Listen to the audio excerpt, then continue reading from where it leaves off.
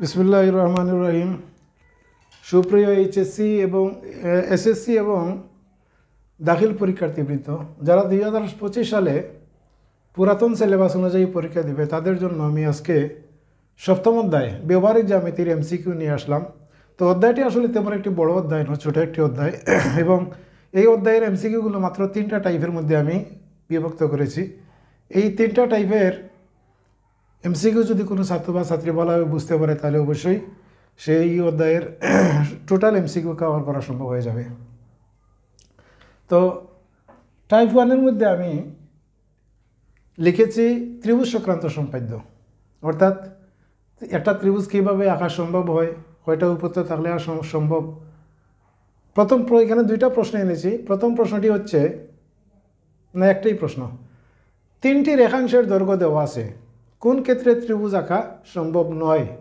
ভালোভাবে বুঝবেন, 3টি রেখাংশের দৈর্ঘ্য দেওয়া আছে, কোন ক্ষেত্রে ত্রিভুজ আঁকা সম্ভব নয়। আমরা জানি ত্রিভুজ আঁকতে হলে টোটাল 6টা উপাত্ত রয়েছে। এর মধ্যে একটি উপাত্ত হচ্ছে 2টা বাহুর যোগফল যদি তৃতীয় বাহু অপেক্ষা, মানে বড় যে বাহুটা সেই বাহু অপেক্ষা যদি বেশি হয় তাহলে ত্রিভুজ আঁকা সম্ভব। আর যদি 2টা বাহুর যোগফল 3 নম্বর বাহু থেকে ছোটো হয় তাহলে ত্রিভুজ আঁকা সম্ভব নয়। আমি আবারও বলছি, যদি 3টা বাহুর মধ্যে বড় যে বাহুটা আছে সেই বাহুটা বাকি 2টা বাহুর যোগফল অপেক্ষা যদি বড় থাকে তাহলে ত্রিভুজ আঁকা সম্ভব নয়। আর যদি বাকি 2টা বাহুর যোগফল অপেক্ষা ছোটো হয় তাহলে ত্রিভুজ আঁকা সম্ভব। তো এখানের মধ্যে 3টা বাহু 3 সেন্টিমিটার, 4 সেন্টিমিটার এবং 5 সেন্টিমিটার দেওয়া আছে। আমরা বড় বাহুটা হচ্ছে 5 সেন্টিমিটার আর ছোটো 2টা বাহু 3 সেন্টিমিটার এবং 60 সেন্টিমিটার। এই 2টাকে যদি আমরা যোগ করি তাহলে 3 আর 4 7 সেন্টিমিটার, 5-এর চেয়ে বড়, সুতরাং এই ক্ষেত্রে ত্রিভুজ আঁকা সম্ভব হবে। ক্ষয়ের মধ্যে লেখা আছে 4 সেন্টিমিটার, 5 সেন্টিমিটার এবং 10 সেন্টিমিটার। 4 সেন্টিমিটার এবং 5 সেন্টিমিটার যদি আমরা যোগ করি তাহলে হয় 9 সেন্টিমিটার, আর বড় বাহু যেটা এটা হচ্ছে 10 সেন্টিমিটার। তো এক্ষেত্রে এই যোগফলটা কিন্তু তৃতীয় বাহু অপেক্ষা বড় হয় নাই, যে কারণে এই ক্ষেত্রে ত্রিভুজ আঁকা সম্ভব নয়। তার মানে আনসারটা এটাই হবে। আর বাকি সবগুলা দেখেন 5 এবং 6, এই 2টা ছোটো বাহু যদি আমরা যোগ করি 6 এবং 5-এর যোগফল হচ্ছে 11, 8-এর চেয়ে বড়। তারপরে 8, 3 এবং 9 সেন্টিমিটার মধ্যে 8 এবং 3 সেন্টিমিটার যোগ যদি করি তাহলে 9 সেন্টিমিটার চেয়ে বড়, অর্থাৎ যোগফল যদি বড় হয় তাহলে ত্রিভুজ আঁকা সম্ভব। আর যোগফল যদি দেখা যায় তৃতীয় বাহু অপেক্ষা ছোটো তাহলে ত্রিভুজ আঁকা সম্ভব নয়। তাহলে মাত্র 1 নম্বরই আনসার। তো এইভাবে অনেক এমসিকিউ আসে, আপনারা নিশ্চয়ই টাইপ 1 আশা করি বুঝতে পেরেছেন। টাইপ 2-এর মধ্যে সামান্তরিক ও চতুর্ভুজ সংক্রান্ত, এক্ষেত্রে এটা মুখস্থের ব্যাপার। তারপরে আমি বলে রাখি, কয়টি স্বতন্ত্র উপাত্ত দেওয়া থাকলে একটি নির্দিষ্ট চতুর্ভুজ আঁকা সম্ভব। নির্দিষ্ট চতুর্ভুজ আঁকতে হলে খুব বেশি এটা পরীক্ষার মধ্যে এসেছে, মোট 5টি উপাত্ত যদি দেওয়া থাকে তাহলে চতুর্ভুজ আঁকা সম্ভব।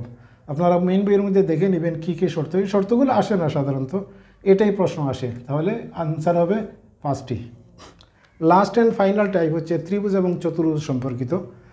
ত্রিভুজ এবং চতুর্ভুজ সম্পর্কিত প্রথম যে প্রশ্নটা নিয়ে এসেছে এটা হচ্ছে স্থূলকোণী ত্রিভুজের স্থূলকোণ ছাড়া বাকি কোণ দুটি কত হলে ত্রিভুজ আঁকা সম্ভব। আমরা আগে বুঝে নিই স্থূলকোণটা কাকে বলে। 90 ডিগ্রি অপেক্ষা বড় কোণকে স্থূলকোণ বলা হয়।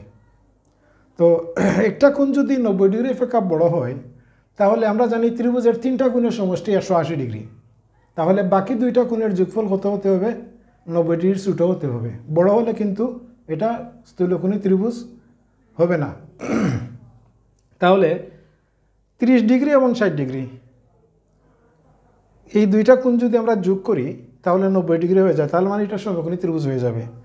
40 এবং 50 সেটাও সমকোণী ত্রিভুজ হয়ে যাবে, কারণ 2টা কোণের মান যদি যোগফল যদি 90 ডিগ্রি হয় তাহলে বাকি যে কোণটা এটা 90 ডিগ্রি হবে, সুতরাং এটা সমকোণী ত্রিভুজ। 45 ডিগ্রি 45 ডিগ্রি, অর্থাৎ বাকি যে 2টা কোণ সমকোণ ছাড়া বাকি যে 2টা কোণ সেটা হচ্ছে 90 ডিগ্রি, সুতরাং এই ক্ষেত্রেও হবে কি সমকোণী ত্রিভুজ। এখন দেখেন 50 ডিগ্রি এবং 30 ডিগ্রি এই 2টা কোণকে যদি আমরা যোগ করি তাহলে হবে 80 ডিগ্রি। তাহলে আর বাকি রইল কত? 100 ডিগ্রি। অর্থাৎ একটা ত্রিভুজের 90 ডিগ্রি অপেক্ষা বড় কোণকে স্থূলকোণ বলা হয়। তাহলে একটা কোণ যেহেতু 100 ডিগ্রি, সুতরাং এই ক্ষেত্রে ত্রিভুজটা হবে স্থূলকোণী ত্রিভুজ। তার মানে আনসার হবে গ। তো এই ছিল সপ্তম অধ্যায়ের ব্যবহারিক জ্যামিতি থেকে 3টা টাইপ, বাকি যে ইয়েগুলা প্রশ্নগুলা বিগত বোর্ডে এসেছে এই টাইপের মধ্যে আপনারা নিয়ে আসবেন আর নিজেরা প্র্যাকটিস করার চেষ্টা করবেন।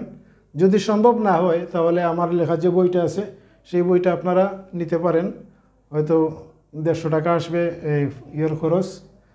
আপনাদের মোবাইল নম্বর এবং ঠিকানা দিয়ে যদি কমেন্টে লেখেন তাহলে আমি আপনাদের ঠিকানায় বইটি পাঠিয়ে দিব। তো আজকে এই পর্যন্তই ছিল সপ্তম অধ্যায়ের। সকলের মঙ্গল কামনা করে আজকের মতো এখানে বিদায় নিচ্ছি।